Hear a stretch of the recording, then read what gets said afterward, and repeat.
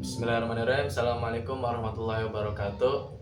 Perkenalkan, nama saya Amin dengan NPM 2205101006 dari kelas 6C Manajemen. Di sini saya akan menjelaskan persaingan antara dua perusahaan teh, yaitu Teh Sariwangi dan Teh Botol Sosro. Oke, baik, yang pertama yaitu ada sejarah dari Teh Sariwangi. Sariwangi ini didirikan oleh Zohan Alexander Supit, seorang pengusaha teh asal Tornado, Sulawesi Utara. Ia memulai usahanya di bidang teh pada tahun 1962 dengan mendirikan CV yang bernama CV Sariwangi. Usahanya terus berkembang dan pada tahun 1964 ia mendirikan PT Sariwangi yang awalnya beroperasi bisnis dijalankan di kawasan Kalibesar Barat, Jakarta, sebelum kemudian dipindahkan ke kawasan Kota Tua. Selanjutnya yaitu ada masa kejayaan dari Teh Sariwangi. Masa kejayaan dari Teh Sariwangi ini dimulai sejak inovasi teh celup yang mereka perkenalkan. Baik untuk poin yang pertama yaitu ada pelopor teh pada tahun 1972 sampai 1973. Sariwangi ini mulai memproduksikan teh dalam kemasan kantong pada tahun 1972 setelah Johann Alexander Supit mendapatkan ide dan teknologi dari Inggris. Produk ini secara resmi diperkenalkan pada tahun 1973 dan menjadi teh celup pertama di Indonesia. Dengan inovasi ini mengubah kebiasaan minum teh masyarakat Indonesia dari teh tubruk yang lebih konvensional menjadi teh celup yang praktis. Kemudian poin yang kedua yaitu dominasi pasar yang hampir 2 dasawarsa. Setelah diluncurkan, teh celup Sariwangi ini langsung sukses besar di pasaran. Kepraktisannya yang ditawarkan membuat produk ini diterima luas. Selama hampir 2 dasawarsa, sekitar tahun 1970-an hingga akhir 1980-an, Sariwangi ini telah mendominasi pasar teh di Indonesia. Saat merek-merek lain masih berkutat pada produk teh kemasan konvensional, Sariwangi sudah selangkah di depan dengan produk teh celupnya. Pembahasan selanjutnya yaitu ada karakteristik dari teh Sariwangi sebelum diakuisisi oleh Unilever. Yang pertama merupakan pionir teh celup di Indonesia. Sariwangi ini adalah merek teh pertama yang memperkenalkan format teh celup di Indonesia pada tahun 1973. Inovasi ini menjadi ciri khas utamanya.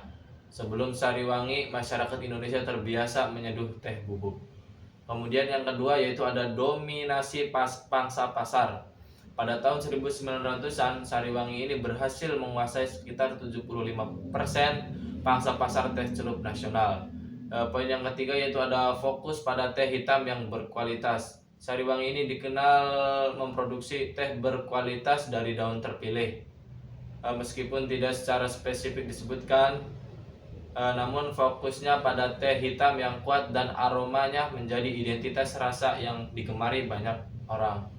Kemudian yang keempat yaitu ada reputasi sebagai merek lokal yang terkemuka. Sariwangi merupakan merek lokal yang sangat kuat dan disegani di industri teh nasional. Ia menjadi kompetitor utama bagi merek teh celup lainnya dan diakui sebagai pemimpin pasar. Reputasi ini dibangun atas inovasi, kualitas, dan penerimaan luas dari konsumen. Kemudian ada penyebab kebangkrutan dari PT Sariwangi Agriculture Estate Agency. Yang pertama yaitu karena kegagalan investasi dan terlilit utang.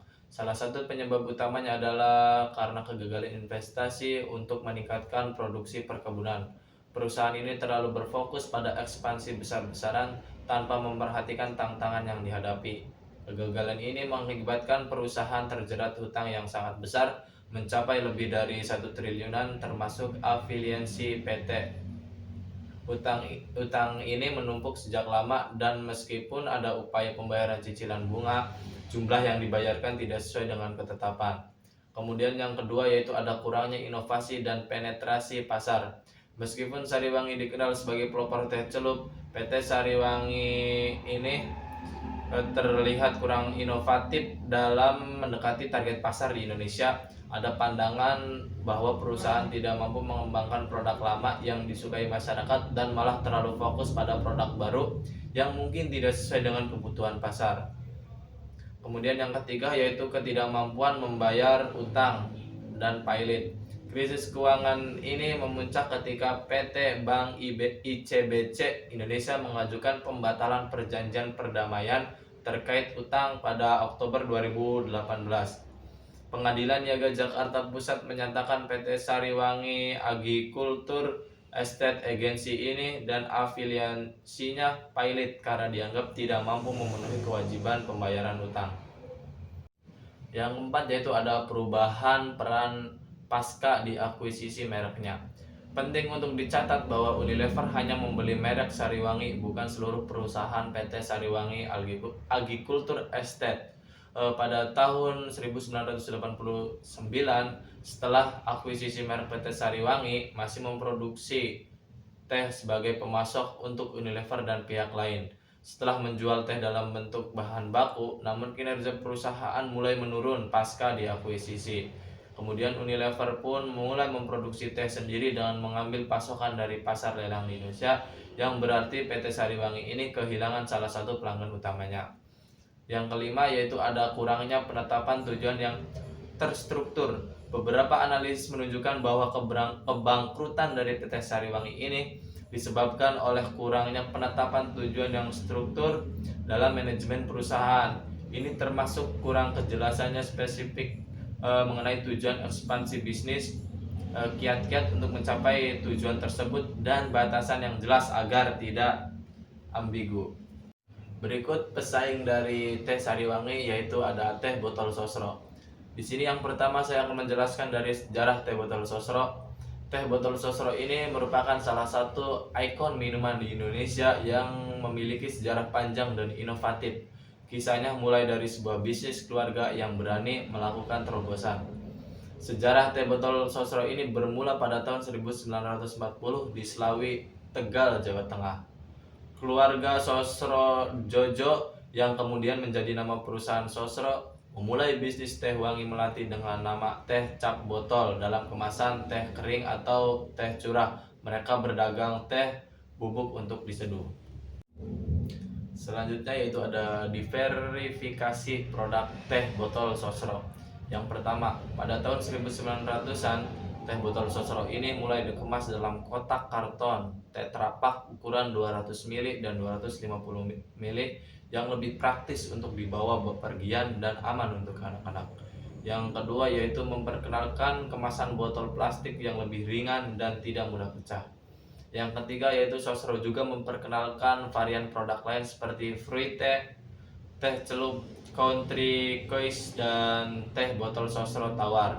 Kemudian yang keempat yaitu ada distribusi dari teh botol sosro ini kini telah tidak hanya di Indonesia tetapi juga telah merambah pasar internasional dengan mengekspor produk ke berbagai negara di Asia. Selanjutnya yaitu ada kunci keberhasilan dari teh botol sosro. Yang pertama yaitu inovasi pelopor dan keberanian yang berbeda. Kunci utama kesuksesan teh botol sosro adalah statusnya sebagai pelopor teh siap minum dalam kemasan botol di Indonesia, bahkan di dunia. Pada tahun 1974, ketika masyarakat masih terbiasa menyeduh teh secara tradisional, Sosro ini berani menghadirkan konsep teh yang bisa langsung dinikmati kapan saja dan di mana saja. Kemudian yang kedua yaitu dari strategi pemasarannya dengan slogan apapun makanannya, minumnya teh botol sosro. Yang ketiga yaitu ada kualitas rasa yang konsisten dan khas. Teh botol sosro ini berhasil mempertahankan rasa teh yang khas dan konsisten dari waktu ke waktu. Kekonsistenannya ini membangun kepercayaan dan loyalitas dari konsumen. Kemudian yang keempat yaitu jaringan distribusi yang luas dan efisien. Ketersediaan dari produk ini menjadi kunci untuk Sosro membangun jaringan distribusi yang sangat luas, memastikan teh botol dapat ditemukan hampir di mana saja. Kunci keberhasilan yang kelima yaitu ada kekuatan merek dan kepercayaan dari konsumen. Merek Sosro ini telah membangun kepercayaan yang kuat di mata konsumen di Indonesia selama puluhan tahun. Kisah panjang perusahaan dan produk ini telah menciptakan rasa nostalgia dan kepercayaan terhadap konsumen. Oke, baik, selanjutnya yaitu ada pembelajaran dari persaingan dua perusahaan antara Teh Sariwangi dengan Teh Botol Sosro. Yaitu yang pertama, pentingnya untuk menginovasi produk agar tidak ketinggalan. Kemudian yang kedua yaitu pentingnya diverifikasi sebelum investasi. Yang ketiga yaitu pentingnya penetapan tujuan yang terstruktur dari perusahaan. Kemudian yang terakhir yaitu pentingnya menciptakan slogan atau tagline yang mampu diterima oleh konsumen. Pembahasan terakhir ini yaitu ada kesimpulan. Teh Sariwangi dan Teh Botol Sosro ini merupakan persaingan dua perusahaan pada industri teh.